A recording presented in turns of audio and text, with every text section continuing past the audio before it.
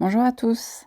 Alors aujourd'hui, on se retrouve avec le deuxième jour sur les spéciales macronutriments.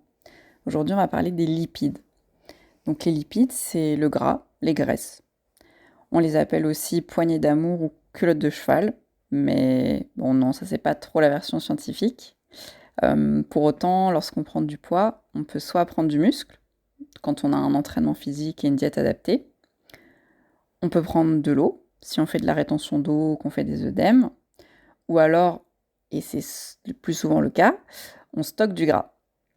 Et la répartition du gras sur notre corps va dépendre de notre sexe.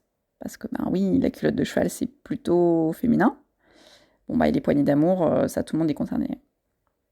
Ça va dépendre également de notre âge. Et puis, c'est aussi déterminé génétiquement. On va retrouver deux types de répartition de masse grasse. On a le type gynoïde. On a une accumulation de graisse en dessous de la taille. C'est ce qu'on appelle aussi la silhouette en poire. Et puis, il y a la répartition androïde, qui est une accumulation de masse grasse autour de l'abdomen. Ça, c'est le type de répartition qui est le plus problématique car il est associé à des augmentations de risques métaboliques et cardiovasculaires.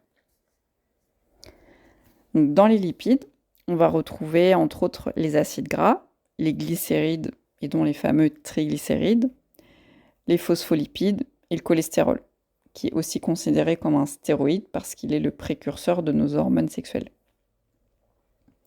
Donc ça, quand on fait un bilan, une prise de sang, on va souvent chercher à doser donc le cholestérol et les triglycérides.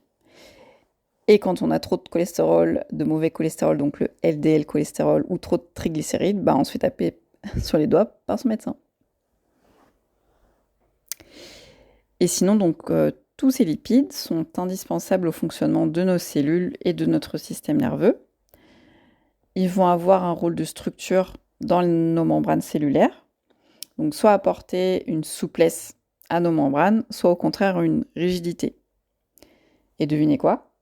Pour des membranes cellulaires de qualité, il faut un équilibre de ces acides gras pour qu'elles ne soient ni trop souples ni trop rigides. Nos lipides sont aussi une réserve d'énergie. Bah oui, la petite couche de gras sous notre peau, elle a quand même son utilité. Et d'ailleurs, les lipides sont le macronutriment qui fournit le plus d'énergie. Ils apportent 9 kilocalories pour 1 gramme de lipides. Les lipides servent aussi de régulateurs de l'inflammation, apportent les vitamines liposolubles, donc A, D, E, K, et sont indispensables au métabolisme en général. Alors, dans quoi on retrouve les lipides? On va les trouver dans les huiles végétales, dans les viandes, le poisson, les œufs, aussi dans les graisses animales, comme le beurre, la crème fraîche, le saindoux, la graisse de canard, la graisse d'oie. On les trouve aussi dans les produits laitiers et particulièrement dans le fromage, mais aussi dans les oléagineux et les graines, donc tout ce qui va être amandes, noix de cajou, noisettes, pignons de pain, pistaches, cacahuètes, graines de tournesol, etc. Dans les margarines, aussi appelées graisses végétales, et dans des fruits comme l'avocat ou les olives. Et sans vouloir vous ennuyer avec les structures moléculaires des lipides, on va quand même en parler un chouïa parce que c'est important à savoir et pour comprendre certains conseils qu'on entend tout le temps. Donc dans les acides gras, on a les acides gras saturés que l'on retrouve dans les graisses animales principalement, mais pas que, puisque le règne végétal en possède aussi. Comme par exemple dans l'huile de coco ou la fameuse huile de palme qui est largement décriée pour la catastrophe écologique que son utilisation massive dans les produits transformés entraîne. Et oui, manger du Nutella, c'est pas vraiment écolo, et en plus, c'est pas très bon pour notre tour de taille. Et ces acides gras saturés ont l'avantage d'être stables à la chaleur. Et c'est d'ailleurs pour ça qu'ils sont souvent utilisés pour la cuisson. Mais avez-vous remarqué, toutes ces graisses dites saturées sont solides à température ambiante. Et une fois intégrées dans nos membranes, elles vont rigidifier leur structure. Et c'est pour cette raison, entre autres, que les acides gras saturés sont diabolisés, accusés d'être la cause de nos maladies cardiovasculaires et métaboliques. Pour autant, comme je vous le disais tout à l'heure, il est toujours une question d'équilibre. Donc on dit non à la plaquette de beurre pour faire cuire son beefsteak, surtout que le beurre cuit libère des composés toxiques. Mais par contre, c'est ok de consommer une petite quantité de beurre de temps en temps, surtout s'il est de bonne qualité, bio et cru. Donc, à côté des acides gras saturés, on va retrouver les acides gras insaturés, dont on entend souvent parler car ils sont dits essentiels. C'est-à-dire que notre organisme ne peut pas les produire, il faut absolument qu'ils soient apportés par l'alimentation. Donc, parmi les acides gras insaturés, on va retrouver les monoinsaturés avec le fameux acide oléique qu'on retrouve dans l'huile d'olive. Et on a aussi les acides gras polyinsaturés qui, eux, comptent 2 branches, donc celle des oméga 6, dont le précurseur est l'acide linoléique, qui donne naissance ensuite à l'acide arachidonique. Et vous allez me dire, mais Fiona, pourquoi tu nous bassines avec ces noms scientifiques compliqués là? Arachido, machin chouette. C'est parce que tout le monde a déjà probablement pris des médicaments qui agissent sur la cascade de l'acide arachidonique. Ce sont les anti-inflammatoires. Car oui, les acides gras oméga 6 sont dits pro-inflammatoires. Et contrairement à l'autre branche des acides gras polyinsaturés, que sont les oméga 3, eux, ils sont anti-inflammatoires.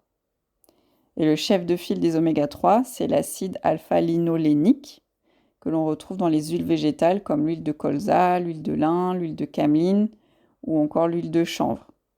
Oui, ça existe l'huile de chanvre et c'est d'ailleurs même super bon avec un petit goût de noisette grillée.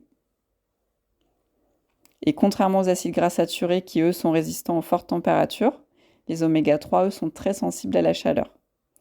Donc, on consommera toujours ces huiles végétales riches en oméga 3 crues, dans des vinaigrettes par exemple, et il faudra toujours les conserver au frigo. Donc, on a vu le chef de file de nos oméga 3, notre cher acide alpha-linolénique, qui donnera naissance, après toute une cascade de réactions chimiques, aux fameux EPA et DHA. Et là, je vais vous épargner les noms complets, sinon je vais vraiment vous perdre. Donc, fameux EPA et DHA qu'on retrouve dans les poissons gras. Et tout le monde a déjà entendu ce conseil, il faut manger du poisson pour sa mémoire. Et du coup, oui, parce que vu que notre cerveau est composé à 60% de gras, et qu'on a vu que les lipides rentraient dans la composition des membranes cellulaires, manger du bon gras, ça permet d'avoir un cerveau bien constitué au niveau cellulaire. Bon, c'est toujours ça de prix. Mais du coup, ces poissons gras sont aussi riches en composés anti-inflammatoires. Et quand on parle de poissons gras, on va distinguer les petits poissons gras, donc les sardines, maquereaux, anchois, des gros poissons gras, que sont le thon, le saumon, principalement. Et pourquoi je vous fais cette distinction ? C'est parce qu'on nous recommande de consommer des poissons gras 2 à 3 fois par semaine, mais de limiter les gros poissons gras à une seule fois par semaine maximum. C'est parce qu'en fait, les gros poissons gras sont riches en métaux lourds. Et tout le monde a envie de manger des aliments anti-inflammatoires, mais personne n'a envie de s'intoxiquer avec du mercure, du cadmium, du plomb, etc. qu'on n'a vraiment pas envie de mettre dans son corps, surtout qu'ils auront tendance à s'accumuler dans notre gras. Donc, pour faire un petit récapitulatif, pour notre santé, quels sont les lipides à privilégier ? On va pouvoir consommer des huiles végétales tous les jours, et notamment les huiles végétales riches en oméga 3, pour l'assaisonnement des crudités. Et pour la cuisson, on oublie le beurre et l'huile de tournesol et on utilise plutôt de l'huile d'olive, maximum chauffée à 180 degrés, ou de l'huile de coco. Et très important, on choisira ces huiles issues de l'agriculture biologique et de première pression à froid. Vraiment, vraiment, s'il vous plaît, c'est hyper important si on veut profiter des bienfaits de ces huiles végétales, car sinon on se retrouve avec des huiles au contraire pro-inflammatoires, riches en pesticides et composés chimiques vraiment pas joyeux, ce qui est malheureusement le cas avec les huiles végétales bon marché.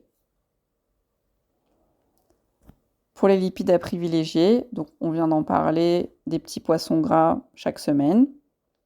On pourra aussi manger des petites quantités d'oléagineux tous les jours si on en a envie, car ils sont quand même une bonne source de gras.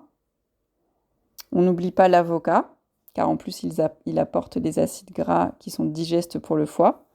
Mais là encore, attention aux quantités, car ça reste un produit gras, donc très énergétique. Raisonnablement, une portion d'un quart ou un demi-avocat, c'est bien. Et puis bon, on n'oublie pas non plus que les avocats ne viennent pas de chez nous, donc l'impact écologique n'est pas jojo. On veillera à limiter sa consommation de viande grasse et de produits laitiers, surtout s'ils sont d'origine industrielle. Il vaut mieux en consommer peu, mais de bonne qualité.